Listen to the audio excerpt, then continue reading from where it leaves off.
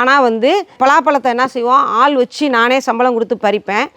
நம்மளால் விற்க முடியாது அப்படிங்கிற காரணத்தால் ஆட்சி வராங்க இல்லையா, அதுக்கு வண்டிக்கு வந்து 1300 ரூபா வண்டிக்கு கொடுத்து டாடா ஏசி கொடுத்து அந்த பழத்தை நான் ஏற்றி விடணுங்க. 1000 ரூபா ஆள் சம்பளம், 1300 ரூபா வண்டி கூலி கொடுத்து நான் ஏற்றி விடணும். அங்கே போய் அவங்க வந்து யாருக்கு வேணாலும் சும்மா கொடுப்பாங்க, அவங்களுக்கு வேண்டியவங்களுக்கு விலை கம்மியாக கொடுப்பாங்க. அவங்க ஏதோ அதை விற்கிறாங்க அப்படிங்கிற அந்த ஒரு பரபரம், அவங்களுக்கு அது பிடிக்கும் அப்படிங்கிறதுனால அவங்கள்ட்ட ஏற்றி விடுவேன். இந்த வருஷம் அதுவும் நான் என்ன முடிவு பண்ணியிருக்கேன் அப்படின்னா, புளி உழுக்கணும் இல்லையா, அந்த புளி உழுக்கினதுக்கு வந்து அவர்கள் வந்து சென்ற செலவு எல்லா செலவும் 17,000க்கு மேலே செலவாயிடுச்சு. 18,000 ரூபா போல் செலவு. ஆனால் அதில் எனக்கு ஒரு பைசா எனக்கு புண்ணியம் கிடையாது.